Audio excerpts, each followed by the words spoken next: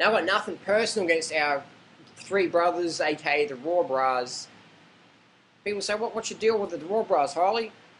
No deal with them, but it's just, I get a lot of emails from people going, you know, like, how come the Raw BRAHS call themselves Raw BRAHS, but they diss the raw food lifestyle and say that you need to eat meat and you can't be a raw foodist and you got to, you know, have steak burgers and drink coffee and, you know, do mate shakes and that the vegan lifestyle is bad for you and too much fruit gives you dental issues and all this stuff. And you know, people are welcome to share that opinion and talk about that, but when you're using the raw food movement as your stage to write it off, you're going to get a bit of, what's the word, disapproval.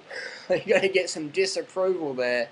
So my gripe is with people coming into the raw food lifestyle to make money or fame on it or whatever and just saying, well, I did the raw food lifestyle for a couple of months and underate, and this is what happened to me. You know, we've got plenty of names like that. You know, Daniel Vitalis, Susan Schenk. You know, as somebody who was a raw vegan for many years, my calorie sources were basically coconut oil, olive oil, and kale. That was basically what I was eating, and you know, with some tertiary foods, but that was the main stuff. List goes on. Dave Wolf, people like that, saying you don't want to be a vegan, you don't want to be extreme raw foodist and all this stuff like that.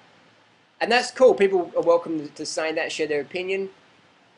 But my gripe is when people just sort of stick around in the scene saying, oh, it doesn't work, it doesn't work, it doesn't work, it never works, you can't be a vegan, fruit's bad, you can't eat too much fruit, you can eat it sometimes, but not that much. You know, I'm gonna stand up and say, hey, this is what I think. So I've got nothing personal against the Raw BRAHS.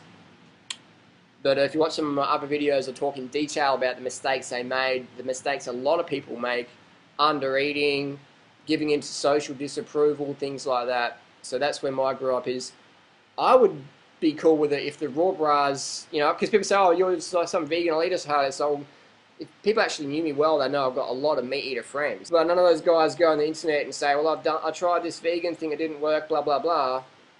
So actually one of my housemates is a raw meat eater. So if anyone to say, oh, you just don't like people because they're not vegan, that's just not true at all. Because one of my good mates is, actually a lot of my, you know, got a lot of good friends who eat dead animals, and I make fun of their diet and they make fun of mine, and it's all good. So what I propose is we give love to the Raw BRAHS and we give them some creative feedback or suggestions of what would be a better name for them to use, so they don't keep running up against conflict like against people like me or, you know, loudmouths like myself who just go out on the internet and say things. What would be a better name for them as opposed to the Raw BRAHS, which sort of gets a lot of people going, oh, you guys are raw foodists. Oh, what? You eat steak burgers and eat meat? Whoa, what? What would be a better term to end the confusion? Would it be the fish BRAHS, the deer BRAHS, the beef BRAHS, the egg BRAHS, the raw milk and honey BRAHS? What would be a better term for them so people wouldn't be confused when they learn the truth about what the Raw BRAHS eat? What would be a better term? What do you think? Post your comments down below. Please try and keep them polite. And so what would be a better term the Raw BRAHS could use to market themselves in the health food world?